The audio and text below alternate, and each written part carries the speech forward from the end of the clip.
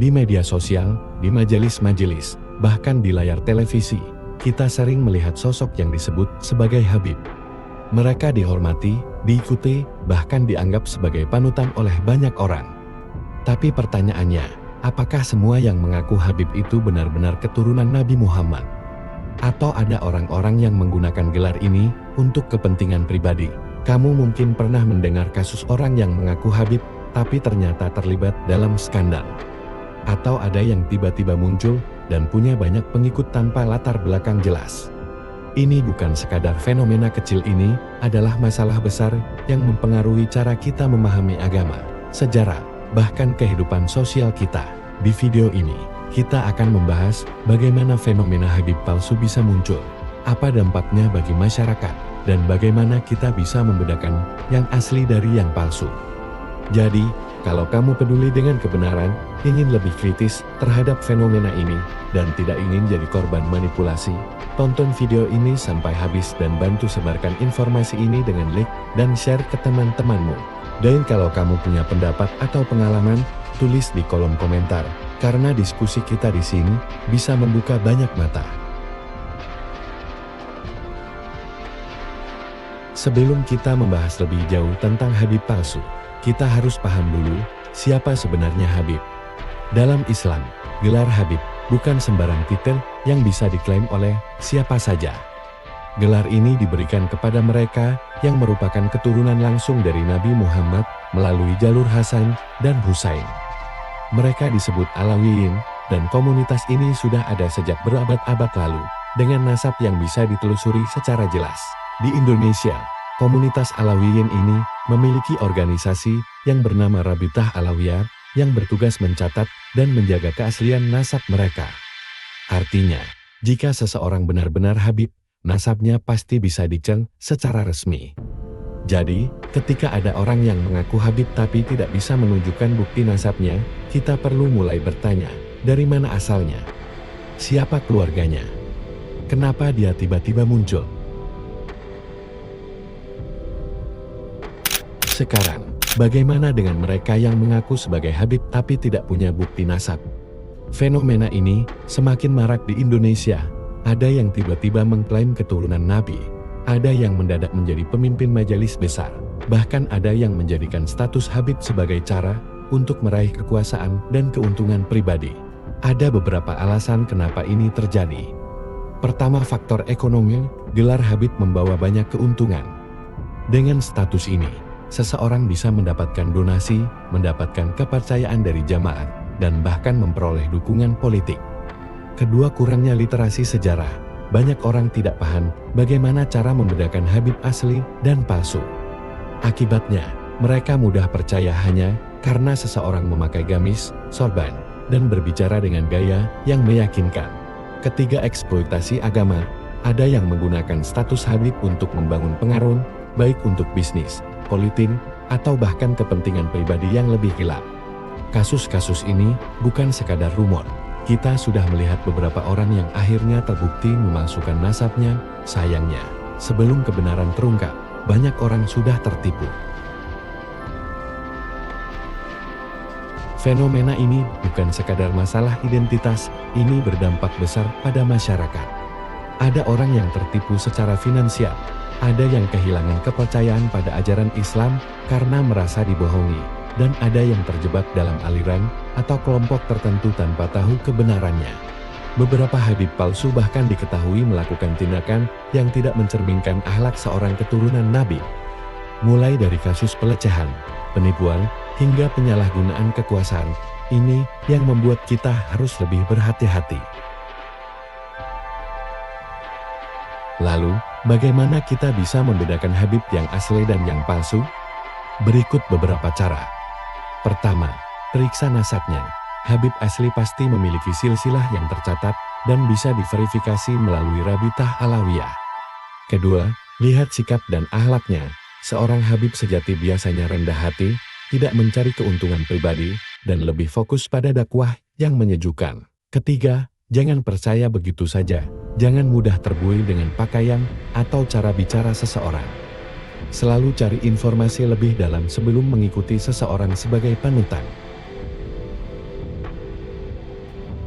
Pemalsuan sertifikat keturunan Habib di Jakarta Barat tahun 2023. Pada Desember tahun 2023 seorang pria bernama Janis Meliano membuat situs palsu yang menyerupai milik Rabithah Alawiyah, organisasi yang mengelola nasab keturunan Habib. Melalui situs tersebut, ia menawarkan sertifikat keturunan Habib palsu kepada masyarakat dengan biaya sekitar 4 juta rupiah per sertifikat. Janis berhasil menjual setidaknya 33 sertifikat palsu sebelum akhirnya ditangkap oleh pihak berwenang. Pada September tahun 2024, Janis Meliano, terdakwa dalam kasus pemalsuan sertifikat Habib, divonis 1,5 tahun penjara dan denda 1 miliar rupiah oleh Pengadilan Negeri Jakarta Selatan.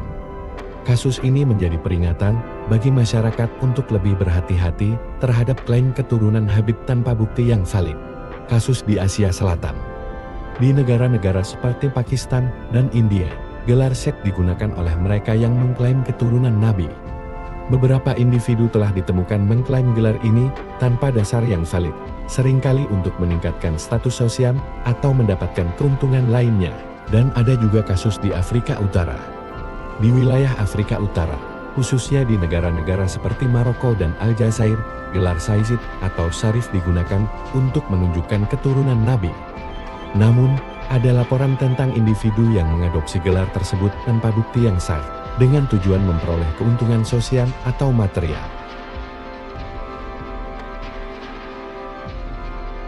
Keuntungan ekonomi, dana, sumbangan, dan fasilitas mewah. Gelar Habib sering dikaitkan dengan keberkahan dan kedermawanan, sehingga orang-orang yang menyandangnya bisa mendapatkan berbagai keuntungan ekonomi. Pertama, mendapat penghormatan dan kepercayaan tanpa pertanyaan. Banyak masyarakat menerima klaim Habib tanpa memeriksa keabsahan silsilahnya. Dalam acara keagamaan atau sosial, seorang Habib lebih dihormati dibanding ulama biasa. Undangan untuk hadir dalam pengajian, pernikahan, atau acara keagamaan semakin banyak. Kedua, bisa memiliki banyak pengikut dan jamaah. Orang yang mengaku Habib lebih mudah mendapatkan pengikut yang loyal. Pengikut cenderung patuh, bahkan tanpa mempertanyakan ajaran atau tindakan Habib tersebut. Keuntungan sosial, status dan pengaruh di masyarakat. Di Indonesia, gelar Habib memiliki nilai sosial dan spiritual yang tinggi. Seorang yang disebut Habib sering dihormati, dipercaya, dan dianggap memiliki karomah keistimewaan spiritual. Beberapa keuntungan sosial yang bisa mereka dapatkan. Mendapat kedekatan dengan pejabat dan pengusaha.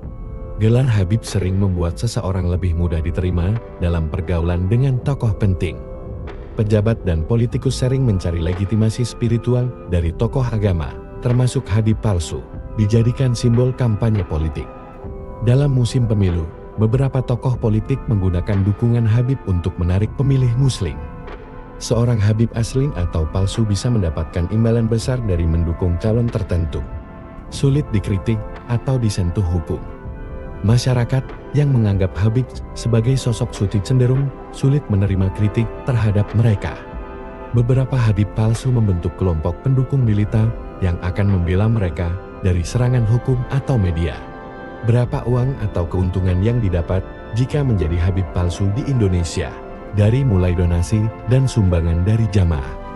Pengajian rutin, seorang Habib palsu bisa mendapatkan donasi dari jamaah yang hadir. Jika ada 500 jamaah, dan setiap orang menyumbang rata-rata Rp50.000, totalnya bisa mencapai Rp25 juta per acara. Jika mengadakan pengajian 4 kali sebulan, total pendapatan bisa mencapai Rp100 juta per bulan. Sedekah langsung, ada jamaah yang memberikan sumbangan dalam bentuk barang, tanah, atau kendaraan sebagai bentuk bakti kepada sang Habib. Kemudian, mahar spiritual dan amalan berbayar. Beberapa Habib palsu menjual jasa spiritual, seperti air dewa dan minyak berkah, bisa dijual antara Rp500.000 hingga Rp5 juta per botol, tergantung pada citra spiritual yang diciptakan. Doa khusus dan ijazah amalan, bisa dikenakan biaya sekitar Rp1 juta hingga Rp10 juta, terutama jika dijanjikan manfaat seperti kekayaan, jodoh, atau keselamatan.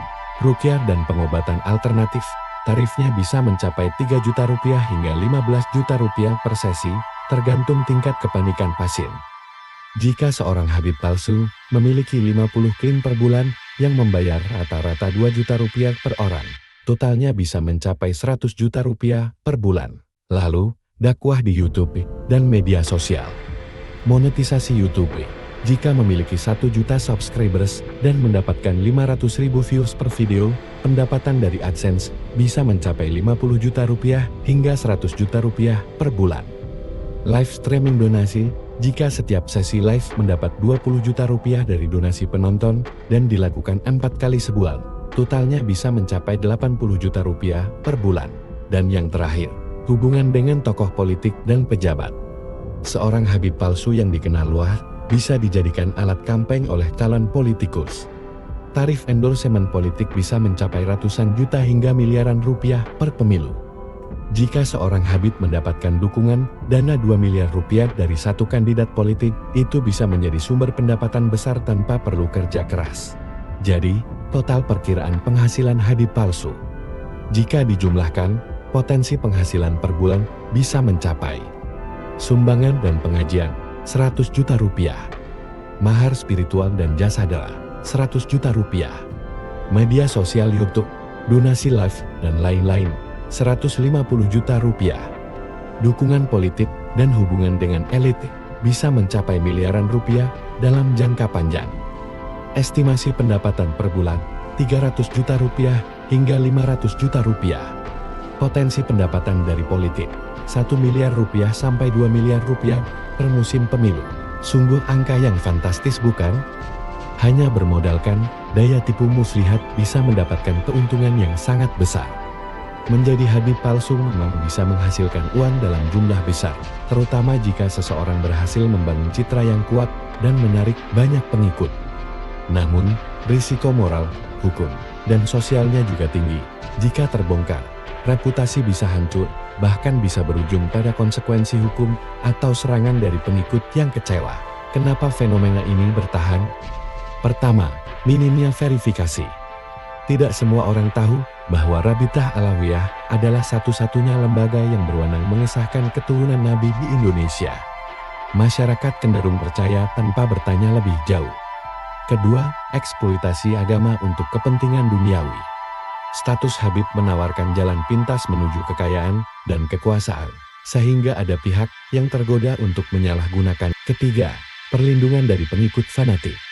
Ketika ada yang mencoba membongkar kepalsuan seorang Habib, seringkali mereka diserang oleh pengikutnya yang sudah terlanjur percaya. Fenomena Habib palsu menunjukkan bahwa kita harus lebih kritis dan berhati-hati. Jangan mudah percaya hanya karena seseorang mengklaim sesuatu tanpa bukti. Kita sebagai anak muda harus lebih cerdas dalam memahami sejarah dan agama agar tidak mudah dimanipulasi. Kalau kamu setuju bahwa fenomena ini harus lebih banyak dibahas, bantu video ini dengan like dan share ke teman-temanmu. Dan kalau kamu punya pendapat, tulis di komentar. Apakah kamu pernah melihat atau mengenal seseorang yang mengaku Habib, tapi ternyata ada kejanggalan? Mari kita diskusikan bersama. Stay positive.